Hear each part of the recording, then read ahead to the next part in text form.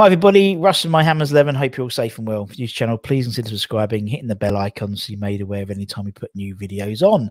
Today's guest, well, to be honest, we could have probably done it probably in the Harrow, couldn't we, really?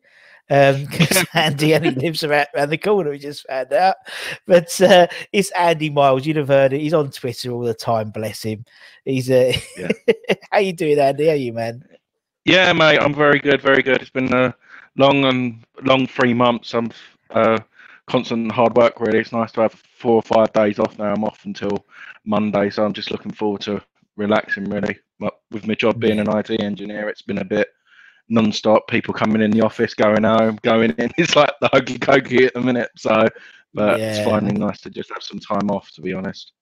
Oh, that's good. And you're right. It's probably for you guys, it's like you're the busiest you've ever been because everyone's gone online now, isn't it? And working from home and stuff like that. Yeah, no, absolutely. It's just obviously you can understand from a certain aspect, it's all changed from, oh, everything's different. You need to connect to a VPN. You need to do this, and everyone's just looking a bit all confused. But the main issue is we've been doing software rollouts as well. So people have been at home, and we've been upgrading their office, and God knows what else while they're at home as well. So everyone's been in a bit of a dilemma, but the project's nearly much done, and that's why I'm having the time off now, to be honest. Oh, too right. And apart from that, you're all healthy and safe and well at the moment, mate. Yeah, absolutely. Touch wood, no one close to me or family has had the virus, which is a bonus. But I've known a few people who have, and it's especially in our borough, it's very high still, isn't it? So and Redbridge, so around us. I've taken precautions. I'm a bit of a social boy. Love to go down the pub if we're playing away and stuff and watch the games. But to be honest, the last 6 weeks I've sort of kept my head down, and I've only been out a couple of times for my birthday, and that's about it. I'm sort of being good, to be honest. Safest way to be, I think, mate. It's for it's a bit of a bitch having to not go out so much. But as you said, it means that you're safe and well, mate. That's I think we can all sort of take that sacrifice for a few months if it means for the greater good, isn't it? Really, and and it is. But as you said, it's the away games, isn't it? That's because people are used to going to the pub during the away games and stuff. And we'll see what happens. I mean, it is what it is, and it's nothing we can do about it. That's the trouble, isn't it? You just got to sit tight and carry on, isn't it? Really, to be fair. Yeah, no, absolutely. Me and on Sunday, running around like an idiot on the equaliser. But normally you'd be with your mates, and that feeling, or even at the ground and everything, and it's just not surreal. But I think next door probably wondered what the hell went on when Mancini shot winning on Sunday. But yeah, no. I know. My mother-in-law, she was FaceTiming my daughter, and she just heard this massive scream, and they came running in, thought I'd turned my ankle or something like that, and it was just like that. Just Manu just buries a 35-yarder in the top corner in the 94th minute against Spurs. I've seen the polls. That's what I was going to say. Probably over 100 times. Really? I've relived the last 15 minutes on Sky Sports because the game was recorded as well, just to see it. But it was just the togetherness of the players, and like Declan Rice said, that's 1 in a million, isn't it, when that happens? Yeah, well, it is. I think it is a record, isn't it, from being 3-0 down with 10 minutes to come back to draw. It's definitely a Premier League record. I think we've done it before. Did it against West Brom. Do you remember we were 3-0 down at half time, and then there was the famous Scott Parker team talk, which Colton said would make you cry if you heard it. But to have like 10 minutes. But even with 10 minutes to go, we hadn't scored. I still felt we were still in the game. It was really funny. It was like, usually in sort of many times for West Ham, in my life of supporting West Ham, you're 3-0 down or whatever, even 2-0 down, you think, that's it. We've had our beans, we've done it now. But even at 3-0 down with like 15, 20 minutes to go, you think, do you know what? We can still get something here.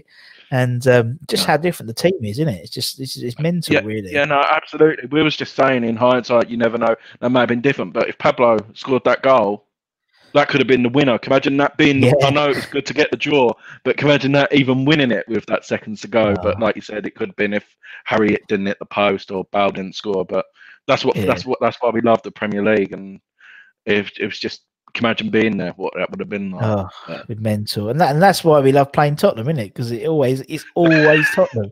It's always Tottenham. My Tottenham fans, you know, I've been talking to them obviously before the game, and they were like, oh, they're just depressed before we even started because they like hate playing West Ham because like we know what's going to happen, and even at 3-0, yeah, obviously you get a text, but didn't get as many, so it was almost people were still a bit not too sure. I just keep watching Tottenham fan TV. Those two lads, their brothers, and someone's done it with Tom from Hammer's Chat on the right, on the left. And oh yeah, I saw that goal coming because Tom took his top off, and I love it. But that's the fun. That is what football is all about, isn't it? And now more than ever, we need a bit of laugh like that. And it's nice to, you know, it's all banter in it. It's nothing nasty about it. It's just one team. You know, we know Spurs are going to end up being 4th or 5th in the league, and we'll be about 12th or 13th. But for that sort of like that sort of 3 or 4 day period until the next games, we can sort of gloat. And but that's the same with us. That's what we live for. It's our cup final, isn't it? Yeah, it is our cup final. But actually, you know, people joke it is our cup final. You know, it's like you know, we know West Ham are going to turn up 3 or 4 times a season. We just don't know when that is, and so you have to watch every game. And it was just written in the stars, wasn't it? And it's just frustrating because we've had 2 of them. We've had obviously the Tottenham game and the Chelsea game last season, where if we had fans there, it would have just been another 50-60%, you know, joy. But yeah, there's nothing we can do about it. But yes, roll on City. That's what I say. Roll on City. There we go. We'll do 12:30, isn't it? On Saturdays at 12:30. It's an early one.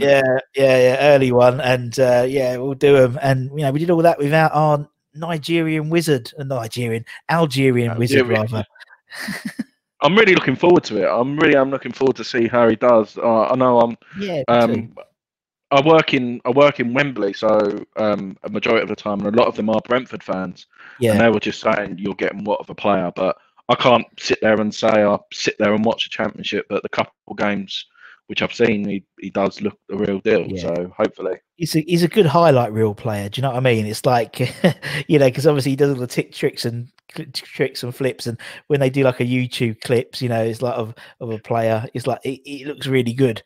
And I just think we need someone. We haven't had a maverick player since probably Arnie, really. That sort of like guy who could just, you know, because Antonio, he's just power and pace, isn't he? He's not going to beat a man with trickery. And we like a tricky player, don't we? We like a Payet, or you know, Lanzini was that player until obviously he got injured. And but he looks, but Manu, he just we was just saying, he just looks so much sharper. He looks like he's lost a bit of weight as well. He just looks like a different player. And even if he becomes half of what he was, we've got another great player for the squad. So hopefully he does turn his corner. No, I agree. When you watch the games, Andy, do you have the crowd noise on or off? Oh, I have to have it off. I have to have it off. And that like I said during lockdown, when I do the fan cams on West Ham Fan TV and stuff, that's when you really notice the leaders now. What we've got in the start. I know we've got Deck. You know, I know you got Deck, but Angelo Bonner really surprised me. You hear him really shout, and Fabianski and stuff like that. But I think we've got a great little right back now of Kufal. I like him. I really do like him. So it's just the leaders what we've got, and everyone seems to be hungry. I think a few years ago, everyone thought I'm in the starting 11. Now everyone's got to fight for their place, and that's a good thing. No, it's true. It's true. There is contenders all over the place, and it's like, you know, even someone like Antonio, you know what you've got. I mean, obviously, Hello took a knock because he wasn't in the squad, but still, you know, you've got a £40 million player, you know, on the bench, and you know, he's going to get his chance soon, and I'm looking forward to him coming back, because I think him and I think Ben Rama as well. I just think there's a nice little, you know, because that tricky, I just think it will work really well, and you know, and it's good to have that as an alternative rather than play, you know, Antonio up front, bless him. But what I like about Antonio now is where he used to always do those pointless runs, you know, where he's going to run for a ball in the corner. He doesn't do them anymore now. It's almost like he knows that he almost knows that, you know, he's got to conserve his energy a little bit. It's like on a computer game, isn't it? You don't go full pelt all the time. You sort of pick and choose when to do your ZX a bit more, and that's what happens. And now, it's nice to see competition. Even when like Benrahma came in, it's not given that he's going to take Fornal's position, because Fornal's is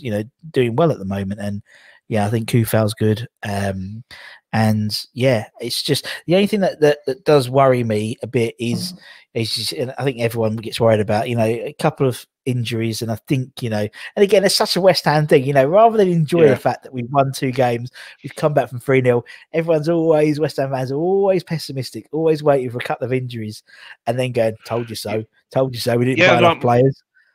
My only worry is the central midfield more than anything else. Yeah. Obviously, Mark will even tell you he wouldn't be able to play, for example, 2 games in 5 days or whatever if we did get an injury. But where does Souček get? Well, even Bowen, Fornals, that's the young, hungry players who can just run all game, and I think that's what's got us through a lot of the games, to be honest, as well.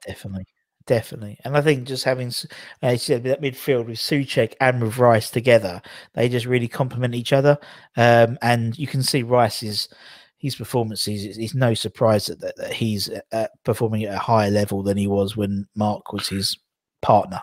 I think it's fair to say. I just think he's not so reliant on clearing up and working, behind Mark. He can, with him and Souček, they have an understanding. One goes forward, one hangs back, and and it's great. And I just think the team just seems to be working at the moment.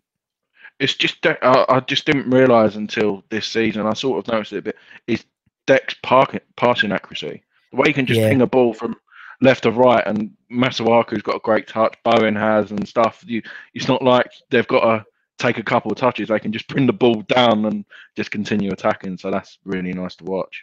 Yeah, he's nice. It's nice to see that, and there's options as well, isn't there? In terms of, Bowen seems to be cutting inside more, and Antonio drifts out to the left, and there seems to be it just seems to be working at the moment, and it's fortunate that it's working when we're playing all the big teams, isn't it? Really, because it's where everyone's like, oh god, I remember looking at the fixture list, and everyone's like, oh, we're not going to get our first point till, was it November or something like it? We play Fulham. That's the one I'm worried about now, because it's like that's the game we're going to lose, because it's West Ham. No, these 2 games are a lottery. We've proved that we can do it, and it's horrible what happens to Van Dijk, and obviously without Alisson, maybe that Liverpool game would be Haller's game. Do you know what I mean? That could be the one where he can come in and make the difference. But because Liverpool got this dodgy goalkeeper, haven't they? Some Spanish goalkeeper. I can't remember his name, but no, I forgot his name as well. I remember. So that's a good point. I forgot. Totally forgot it, because I sort of one game at a time. It's always me one game at a time. But you're right. And you must think that someone like Antonio is licking his lips at the prospect of Liverpool without Van Dijk. Van Dijk's possibly the only defender I think in the Premier League who can contend with Antonio, because he's obviously that good as a defender. But I think City will be shitting themselves about Antonio at the moment. Oh no, 100%.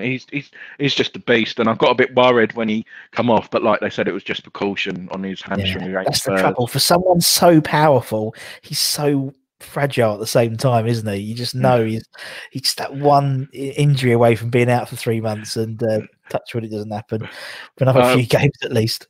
Yeah, no, we'll never get him, but that's what we said. Can you imagine Adama Traore and Antonio on the same team? What that would be like for power and pace, but well, you never know. But that would be he's the only one I've seen who's manhandled him. You know what I mean? When we played Wolves and he pushed him off the ball and stuff, and he's the only man I think in the Premier League could probably do that, because he's our man mountain, isn't he? He's an absolute unit.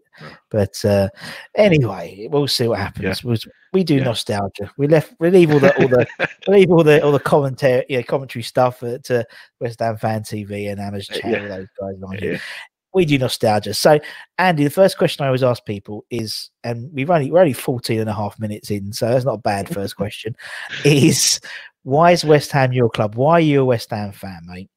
I think it's the same as everyone, mate. Everyone in my family is a West Ham fan. No real choice of the matter. And I think that's just nice that you don't have the mixture as well. It's like obviously not in this current situation, but it just brings back memories. The FA Cup final, the playoff finals. I didn't go to the pub, or if we weren't at the, you just get everyone together, and it's just like one big family, and it is what it is. And I think when I have kids, it'll be exactly the same thing, no matter what. Exactly the same as yours. You're a West Ham fan, and I think you don't really get that no more. Really, it's a lot of a mixed bag, and it's nice to have a bit of banter, but when West Ham suffer, the whole family suffers. It's not like one person of the family's like happy after the weekend's result. So, but no, that's just the way it is, mate. It's on both sides of my family, my mum and my dad's side. Yeah, me too. Majority of West Ham, except for two, which are Gooners, but and you don't talk to them instead as well.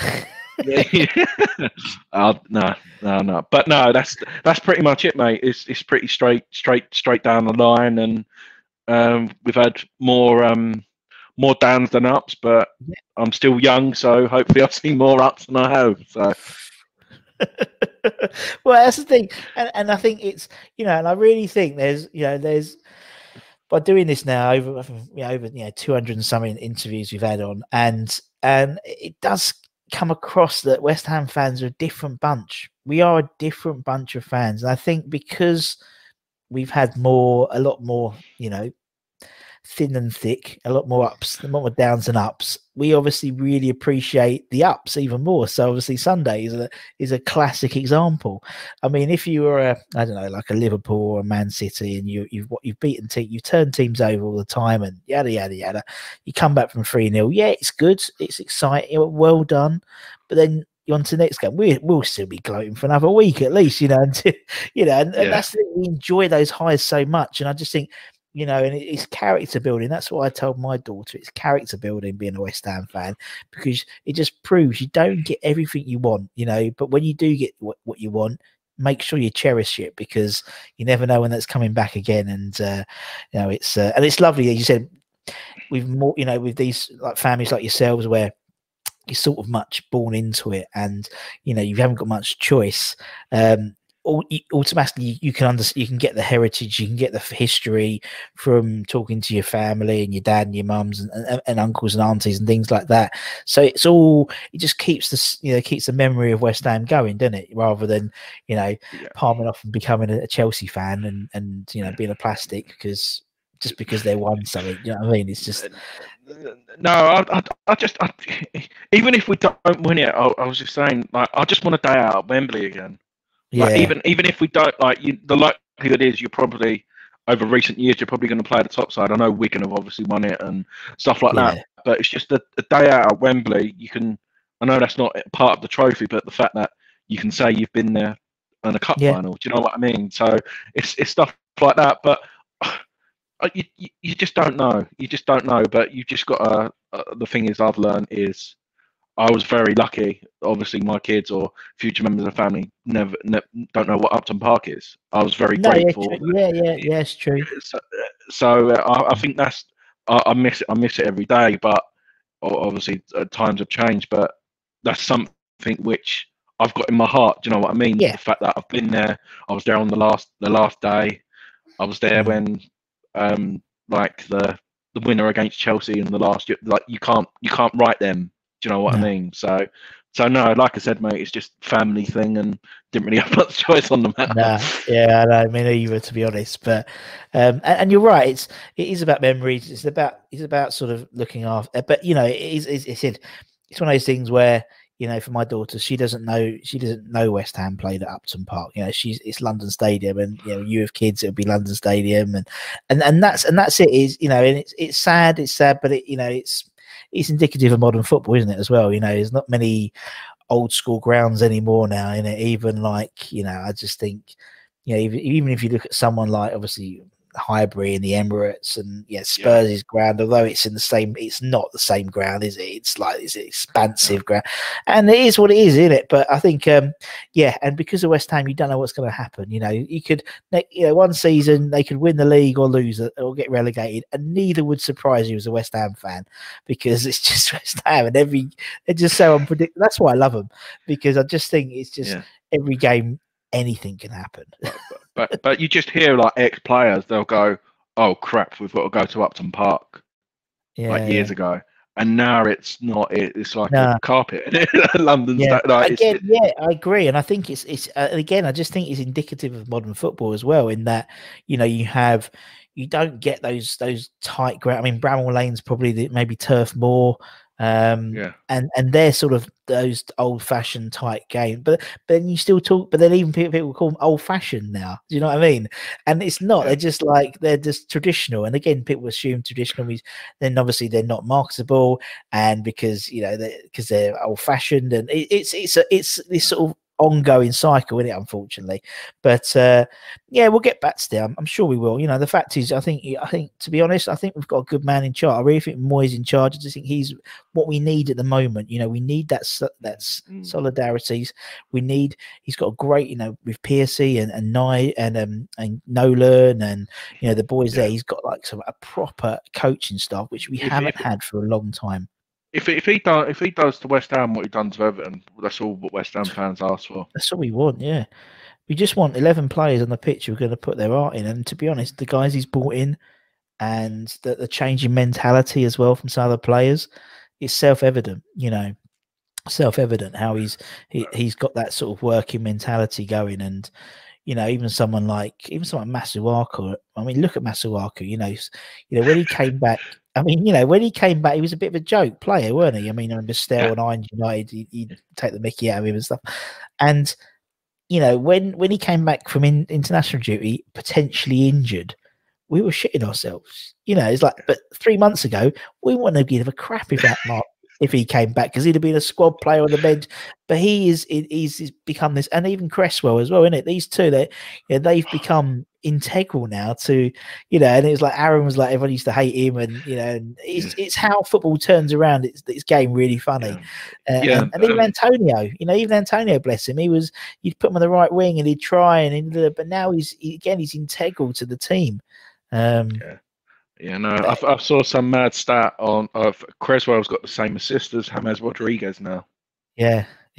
And crazy, do you know what I mean? It's mad to think that he's a left centre back and he's got that amount of assists. It shows the changing nature of our game. We're definitely a nastier team. We're definitely a more physical team than we were before. People did see us as a bit of a pushover, but we're quite physical now. And I think that's no small part to Nolan and Piercy and Alan Irvine as well, Boise, obviously, because they've instilled. It's like Kevin Nolan. He always used to do that thing where he stood in front of a goalkeeper and just would block the goalkeeper run. Always. He was like our bastard, and now Antonio does it, and he's got a lower centre of gravity. How many times do we score in corners now and from crosses? And that didn't happen until, the Payet era really was when we last scored consistently from these situations. And for us, Aaron Cresswell to score and be more than James Rodriguez, mental. But no, the thing is, what made me laugh was it was like the last free kick before Manu scored. I was like, we put Snodgrass on. Snodgrass should be taking it. It's not, and I was just like, what's going on? But obviously, hindsight is a great thing. But that's the only reason technically why I thought he was coming on for the deliveries. But Cresswell must have moved it. But no, it's great. And also, because it all changed, isn't it? Because like obviously when Snoddy was out, Bowen was banging these crosses in like they were brilliant, and now Cresswell was doing it, and it's just like it shows to me they're working on new things during training sessions. You know what I mean? Because they're trying new things, and so different people are, also like Masuaku was doing like long throw-ins. Well, when he knew how to do it, I couldn't believe he gave away a foul throw. Like, fucking hell, you're a professional football player.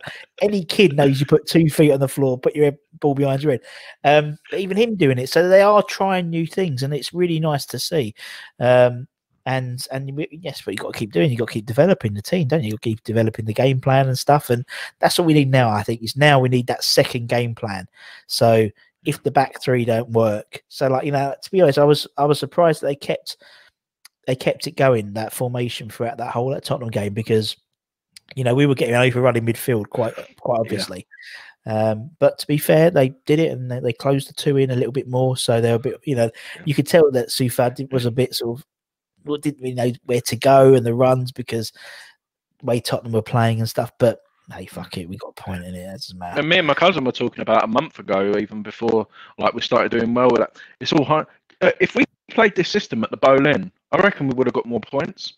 Yeah, Do you know if you yeah, had someone tight like ground, yeah, Ginge Reed and Bonner, like yeah, Antonio, he was a fullback then, and Creswell when he had the leg. Like, do you know what I mean? We would have had that more just a bit, but obviously that's yeah. just like I've never realised just how good this formation actually is. No, yeah, and again, it's a bit. It seems a bit not old hat, but it seems a little bit different because obviously, the way the formation play, a lot of teams play free up, don't they? They play the what do they call them, the inverse wingers or whatever, where they can just cut inside, and it is quite, it's a relatively sort of different formation. I think, keep going it, keep using it until people think, figure it out, then do something different. That's the way to do it. If it's not broke, don't fix it. You know what I mean? So Yeah, I think Sheffield United have been found out this season. yeah. Yeah, well, they always would be. To be honest, I think they Yeah. always would be, and Yeah. I reckon, pretty much the bottom three are going to be the bottom three come the end of the year. I wasn't really worried about us. He says touchwood, but someone will play this in May and we've gone relegated. But I've always been, our 1 to 11 is good 11. It's a mid-table top 10. 11, I think, and so I just think that the bottom three are going. I think Fulham's going to struggle. I think Sheffield United are going to struggle, and I think Burnley are going to struggle as well. So, and West Brom as well. I think they'll be the four. I think it's just the goals what we're scoring.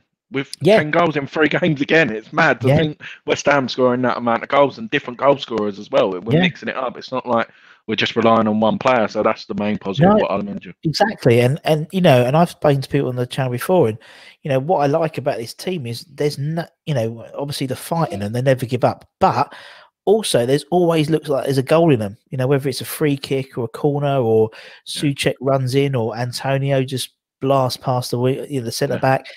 I remember, Christ, back in the bowling days, when we had fucking Mike Newell up front and people like that, and there wasn't we lose to Leeds. I remember losing to Leeds like 3-0. I think, bless him, I think it was Jonah and Mike Newell up front, and we didn't look like we was going to. I think we didn't get shot on target that day, and it was pissing it down and depressed because there wasn't a goal. But now we just seem to have goals everywhere, and even like Balbrina popping up, and and Noggy. So long may it continue. So we need to enjoy these times while we can.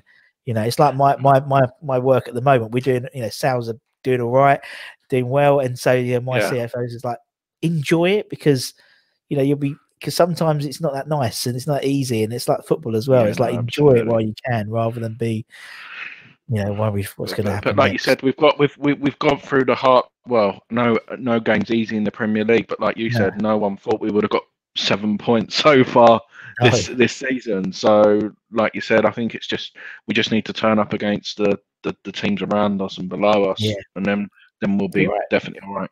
You're right, and I mean Saturday's a free hit, isn't it? Really, Saturday's a free hit. We're odds on. If you're a betting man, you pretty much we'd put Man City to win.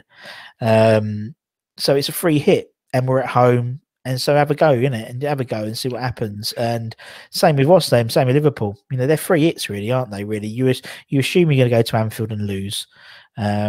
So have a go. And I think now with no fans, you can do that now. Well, let's just hope we keep our 100% record. We've won twice on BT this season. Maybe it's third time lucky on Saturday. We'll see. Early start though. Show trouble these Saturday games. I don't like them. Right. Okay. Let's move on to your 11. And I know you've been. There's been sleepless nights, cold sweats.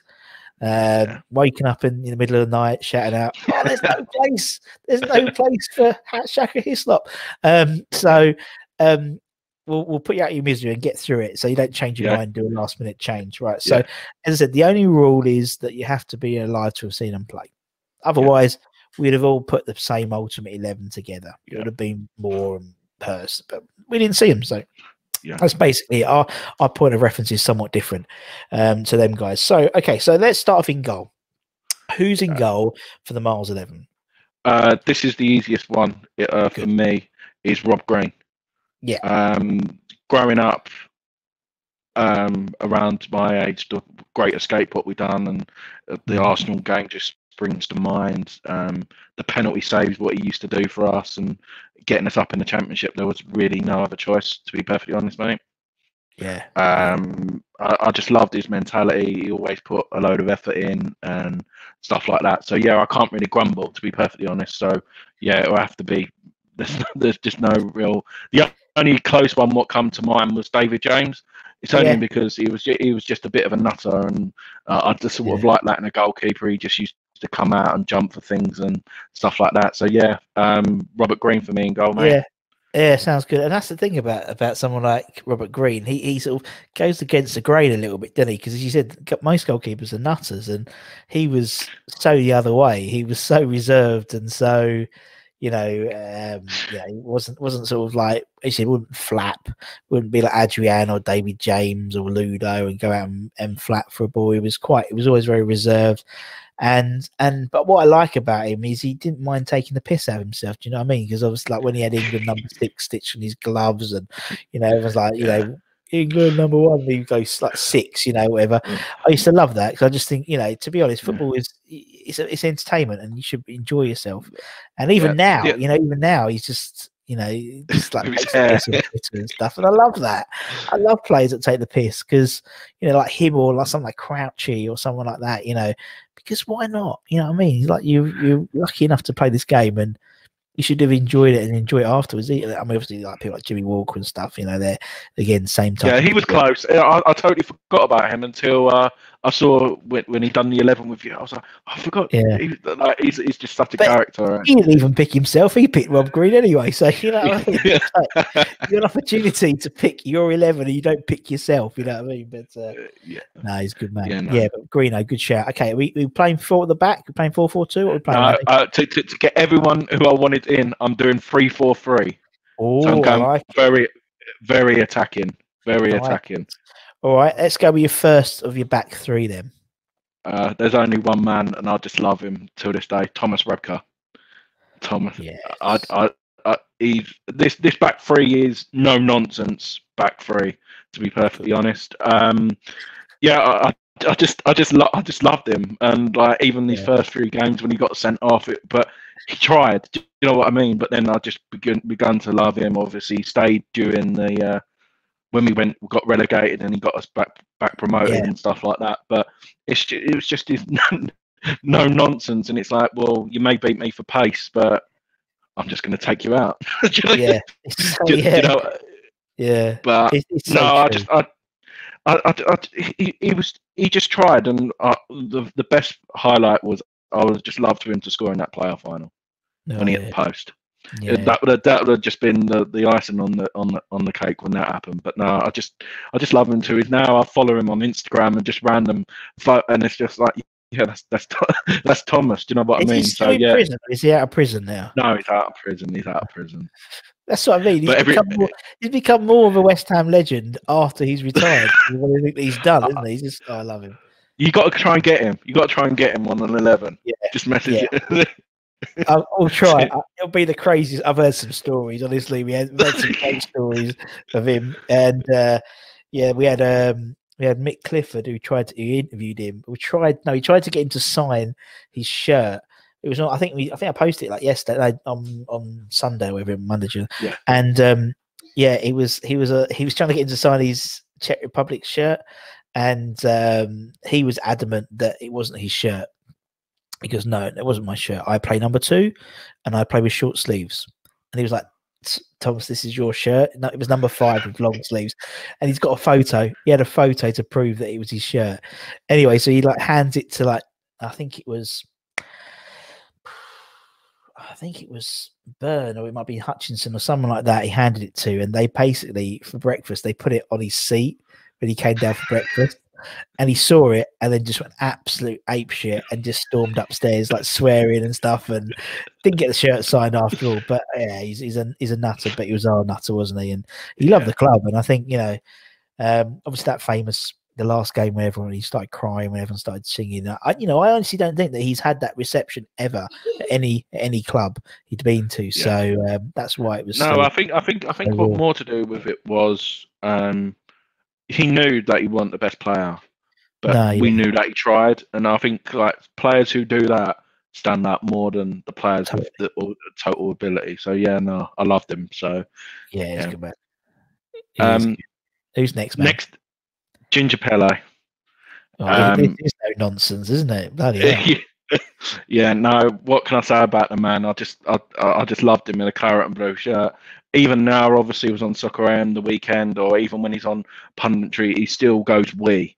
He still Yeah. refers as West Ham, and that's what I just love about him.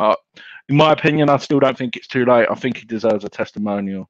I Yeah. think he deserves one there, and that relationship what he's got with the fans. Obviously, that was his last game at Everton. Mm. That was as well, and he was just no nonsense. And you know as well when he goes up from a corner, he'll probably score as well. He scored a few goals for Yeah. us as well, and he just put his heart and soul in. Obviously, he had a He did. couple of injuries, but that didn't affect him. I know a lot of players now don't really play with injuries. Like he said, he had like swollen ankle or whatever, but he just wanted to play, and you don't get many of them no more. And that's No, why I you love don't. him.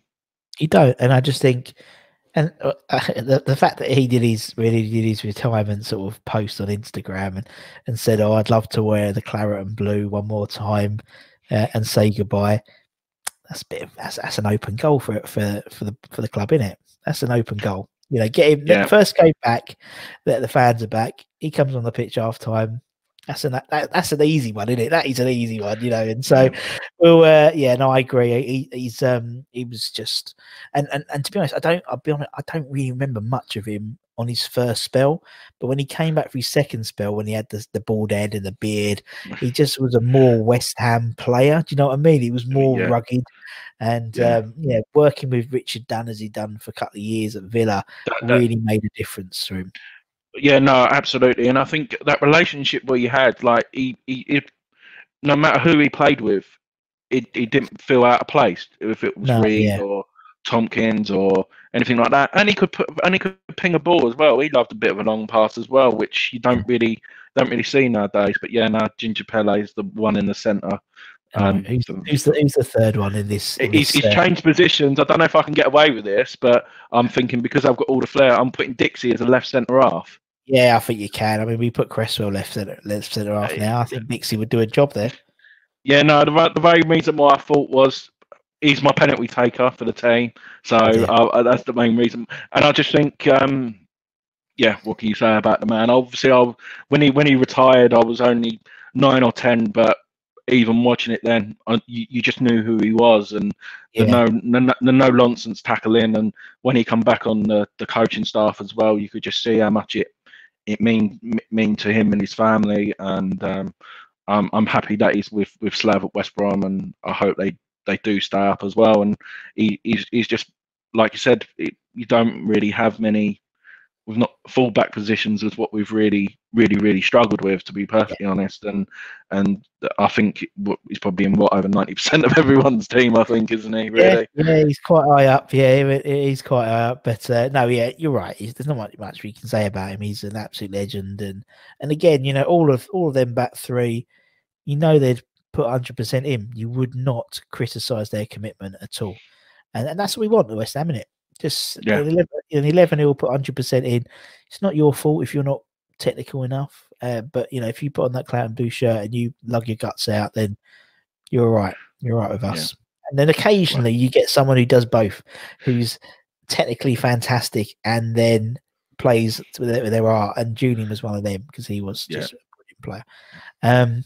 Right. Okay. So we're going to your four in midfield then. Who's going to be on the left wing, left midfield position? Dimitri Payet.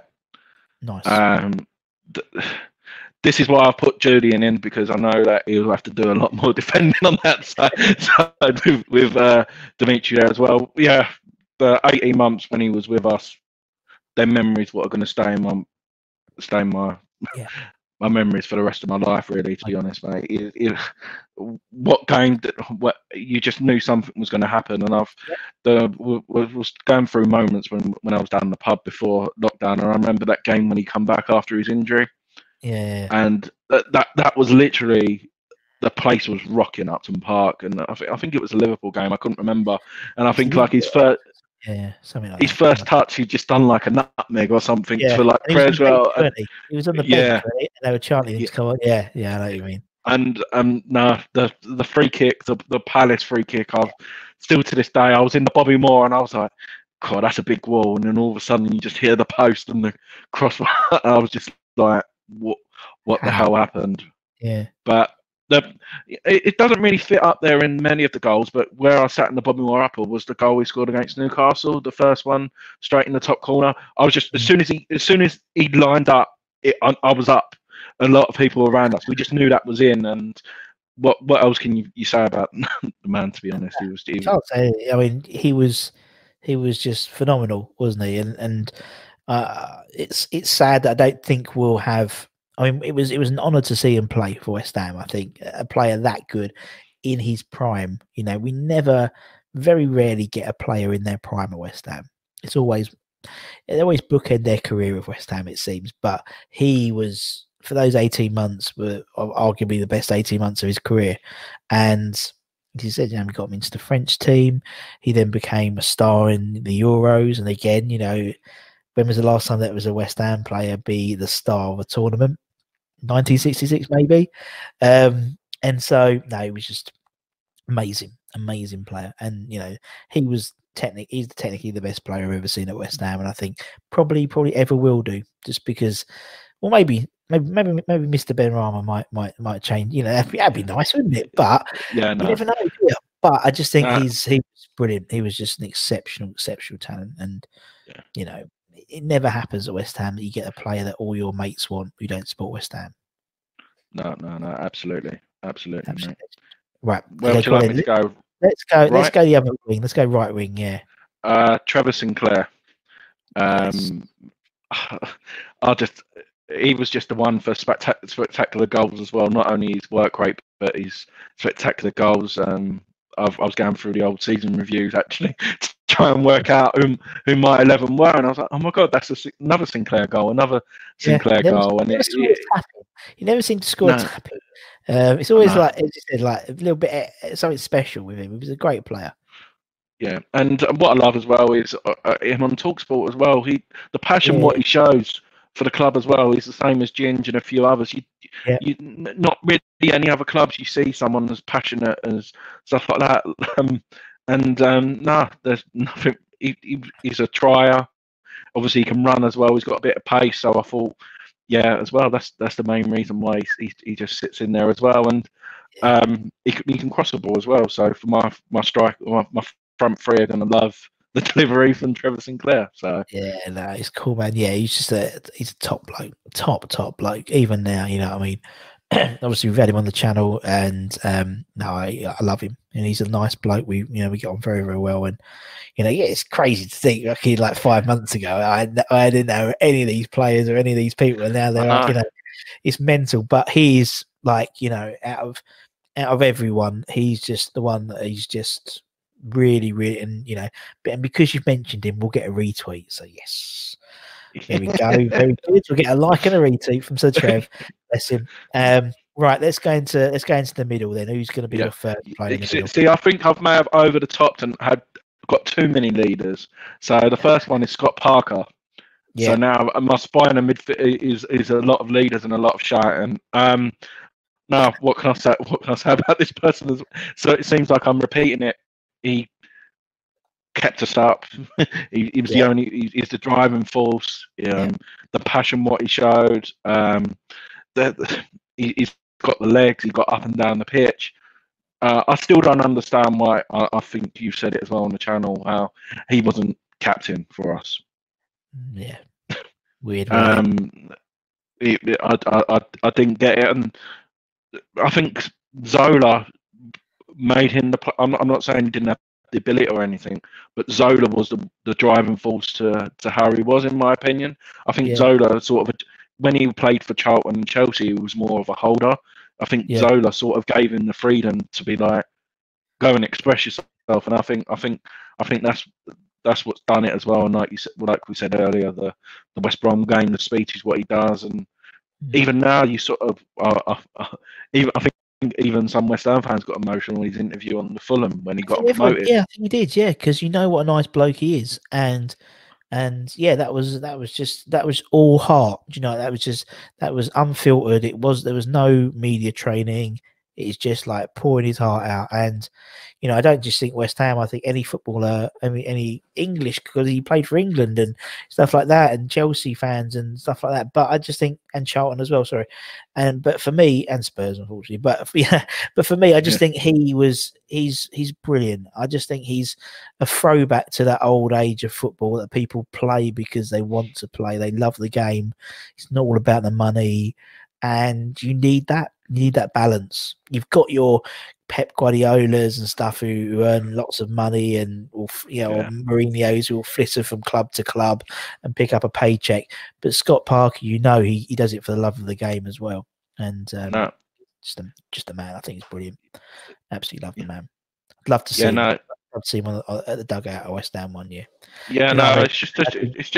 It's just a shame. You never know. I doubt if it will be this season, but it'd have been nice to see, like, you know, when bringing Fulham back as well, to see what kind of reception he would get.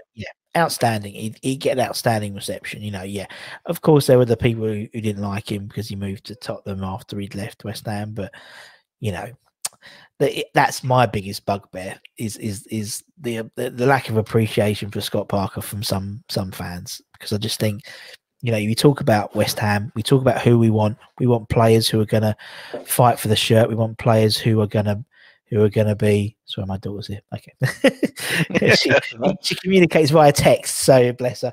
But no, so you know, Scott Parker, you know, we talk about players who play for the shirt, play for the badge. He did right up until he'd left.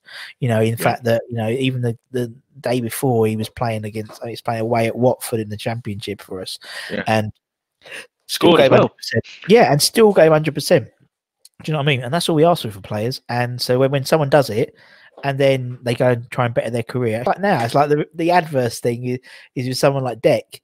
You know, we're almost wishing him out the door now, aren't we? We were like, if he wants to go, he can go, and good luck to him. And Scott was trying to do the same thing, innit? He was just doing the same thing to keep his career going and maintain that England's career and stuff like that. But anyway, rant over. Okay, Scott Parker's in. Who's he going to partner in the middle? You must have known who he's going to partner with, Declan Rice. Oh, do you know what happens all the fucking time? Sorry, I didn't mean to. I always do that, and I talk about someone. I can't remember who it was. And literally, every player I'd spoke about was the one they picked. They are, Mr. Rice. Let's talk about Mr. Rice then.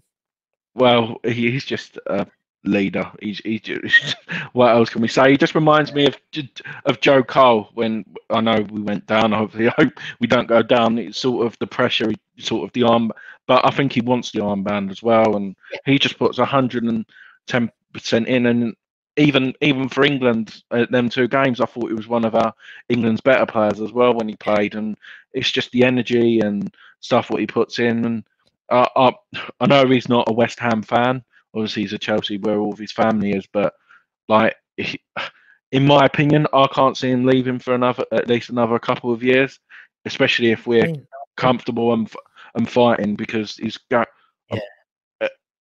If he goes to Chelsea, which is probably his likely location, I think they will convert him into a centre back, and I don't think he'll enjoy that either. I think centre midfield is the way to go for him, and I just like he's like you said, 110%, his energy, and I've never seen a person so young speak so well after the press. Sort of under pressure again, wasn't it, when the game that we lost to Denmark, even stuff like that. So I just can't really speak highly of him, and I think a lot of players have got respect for him. Oh yeah, definitely. I mean, the fact is, you know, when Mark wasn't on the pitch, there's no question it was going to be Declan was going to be the captain. Do you know what I mean? And the guy's 21, you know what I mean? He's young, but he's still played 100 Premier League games for us already. But there was no. It just shows you the makeup of the man. You know, the fact is we didn't even question this young lad taking the armband, because he has an incredibly old head on his shoulders. You know, he reads the game very well. You know, I remember watching him with the under-23s at the stadium, and he was head and shoulders. He was obviously centre back at the time, but he was head and shoulders above everyone because of that leadership. It's such a rare commodity now. You know, Yeah, I know. you go for that team, and you said that a lot of leaders.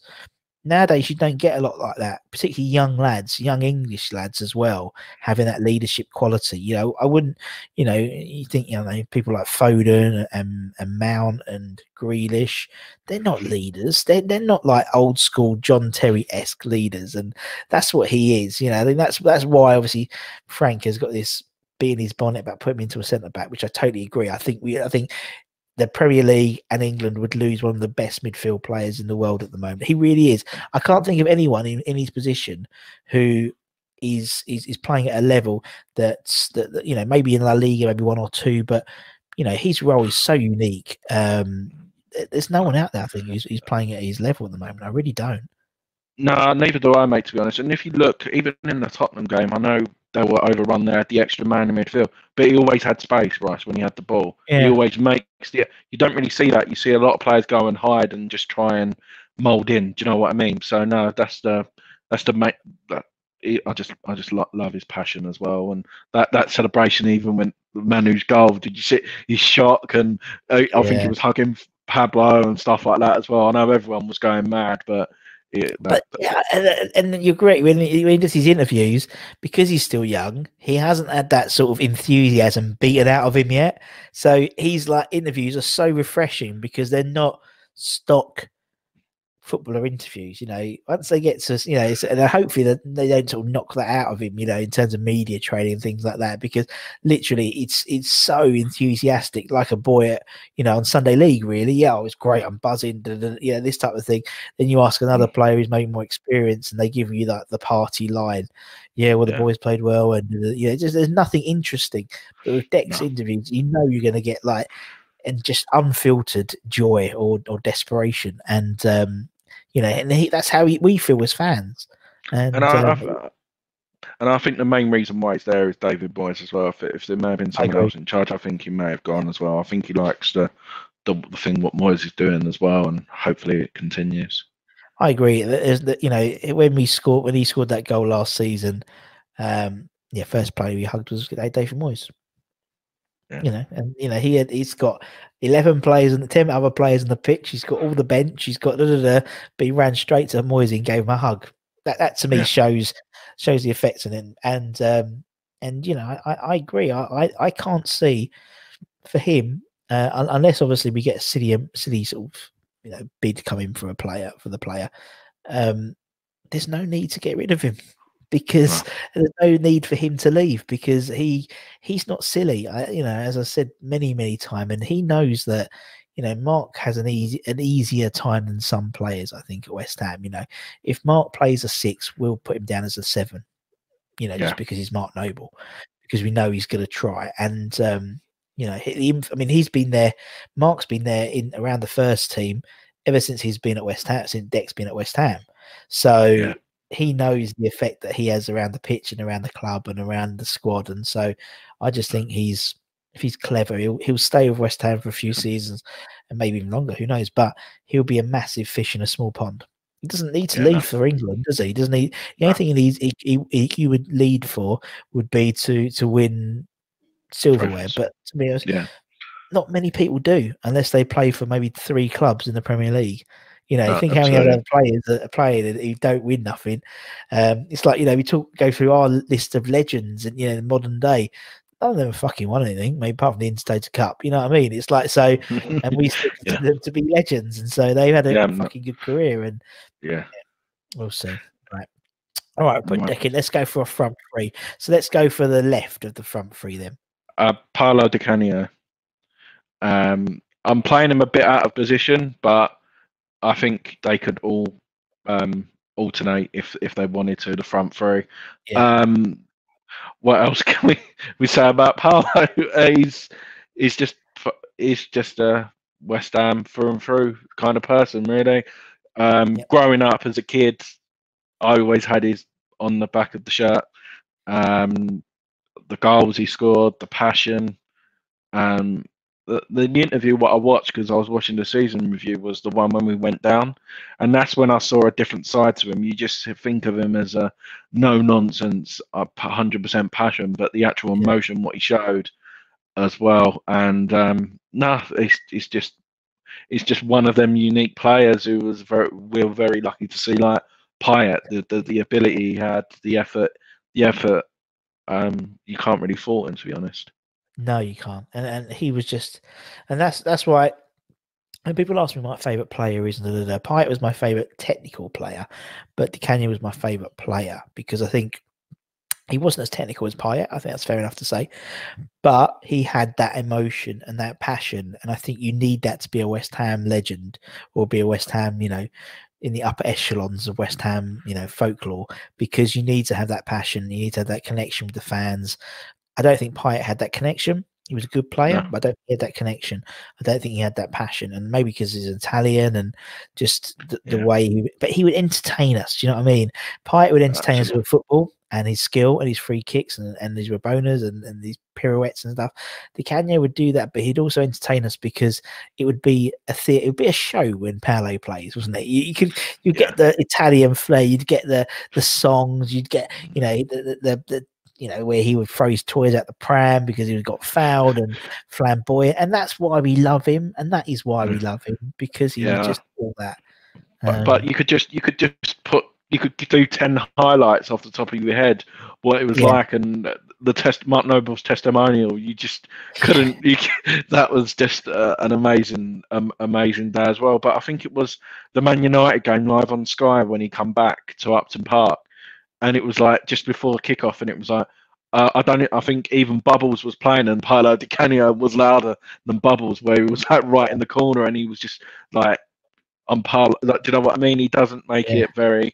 But I wasn't very lucky enough to go and see his interview in Barking, but someone actually recorded it on the replay, and obviously the interview what he done with West Ham Fan TV, and that just shows that side of him as well. And he's exactly the same who says we. Even referring to West Ham as well. So no, I can't. Yeah.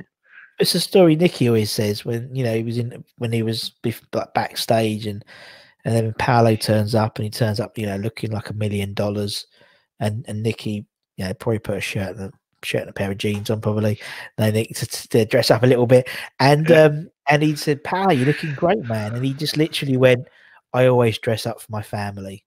That's it. That's it.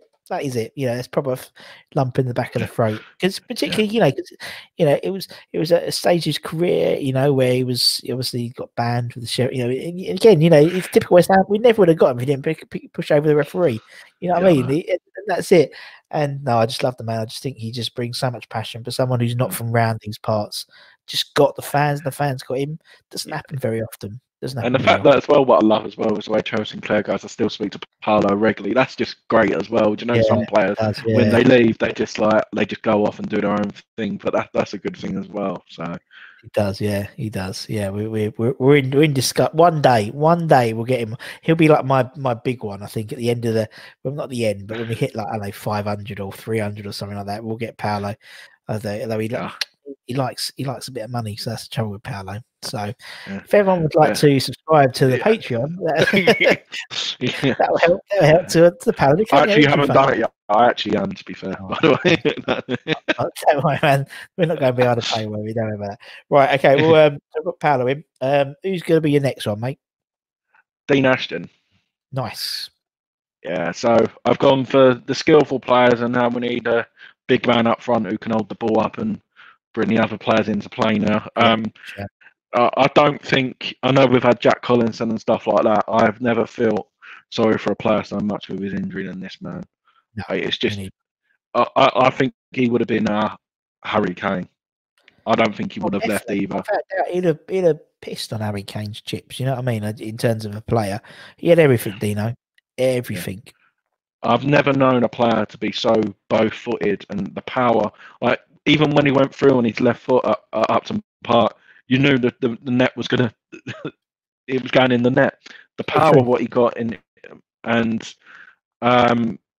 unfortunately, he got his credit for England, and then that happened. But No, I still like him as well when he's on Talksport as well, and he says it how it is as well about West Ham. I know he wasn't there as long as where he was at Norwich and Crewe and stuff like that, but he's another one who I think he's got a lot to give on the coach. I don't know what he's actually when you see him every now and again, he says a bit of coaching, but I think he's another one who could really get be a good coach to a kid. Do you know what I mean? He's the technical ability and the movement and stuff like that. He just reminded me, to be honest, he just reminded me of a quicker Teddy Sheringham.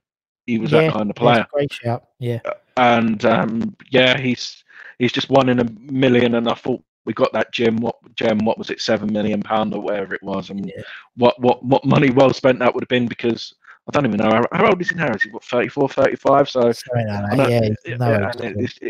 just mad. It's just mad to think, and some of the goals what he scored, like when he got us to the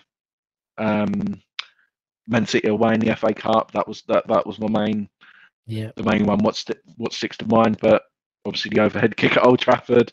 So even in his short career, his goal ratio was ridiculous. Oh, he was brilliant. He was. I just thought he was such a rare find to have a player who could do everything as a striker, and it was a tragedy. But it was, again, typical West Ham, smallest fucking player to play for England.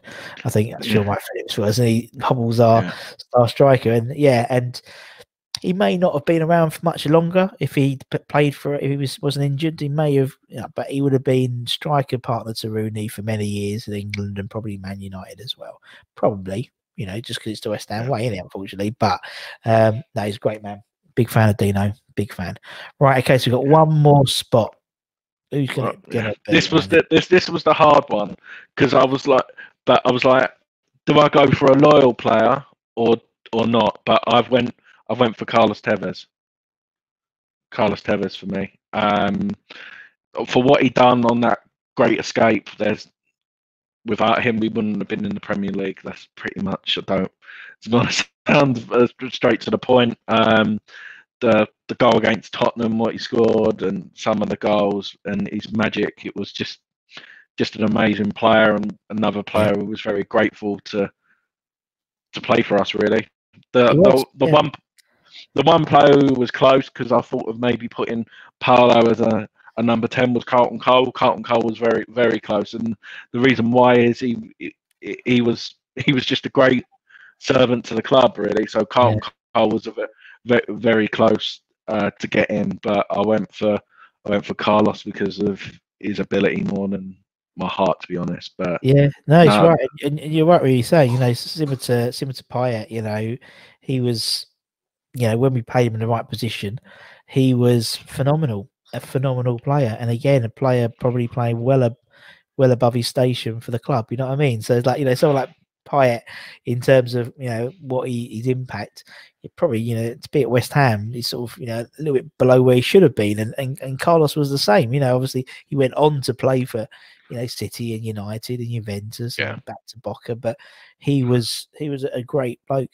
And again, based on interviews we've had with players around the time, he was really he loved being part of the club. And again, he was another one who just got to the fans. The fans got him. And again, you would never criticize the effort he put into the game, because he would always put in 100%. And obviously, I remember that Tottenham game where he scored his first goal, and until then he was hitting the bar, and one-on-ones were just trickling past the post, and and that goal went in the relief, and then he just went in terms of him as a player. That, like I said, that was my 11, but I could have had 2 11s. That's how hard it was. It's just so hard. Like, sorry for going back. The hardest position was obviously because of Payet's ability. I really wanted to put Matty Everett in, because that was one of the players I loved. But it's like, for what I saw live of Payet, it's do you know what I mean? It's it's a generational thing as well. If you stuck with a team, I don't know, like. That sort of championship time where we were sort of, getting into the obviously we'd been up and down, and obviously Matty was just integral through that period. And Same as you could probably do 3 or 4 11s, mate, and people we've interviewed who've been fans since the 60s and the 70s, they could probably do a dozen 11s, and that's the way I see it. Where I was born in '91, I've sort of got a generation which is a lot easier compared to the old people, because they've got so many years. So I'm a bit thankful on that front, because like you said, I could have probably because John Hartson, but I only know John from watching highlights. I don't really remember him as a West Ham player, but I knew how good he was as well. So it's tough, but that was the 11 what I went for, to be honest. But it's very attacking. Yeah, that's good. That's what we like. That's the West Ham way, isn't it? It's the West Ham way, isn't it? Attacking. But anyway, cheers, Ad. Look, I really appreciate your time, man. It's nice, especially with your, few days off. I appreciate you spending an hour and 5 minutes with us. Time flies when you have fun. So I really appreciate that, mate. And no worries, all the heartache you've had to create this 11 as well. There's been some tough decisions, I can tell on that. But thank you very much, mate, for having me on as well. I really do appreciate it. Absolute pleasure, man. Obviously, thank you to everyone for watching as well. Whether it's on YouTube or on Spotify, Apple Podcast, I don't know, Google Podcast, they probably got one. Alexa, play My Hammers 11. I'll do that. I'm going to do that every episode, because it's going to really piss people off. Even on Alexa should work as well. And until next time, for myself and Andy, take care, stay safe, wash those hands, come in your irons, and we'll see you again very, very soon. Take care, everyone. See ya.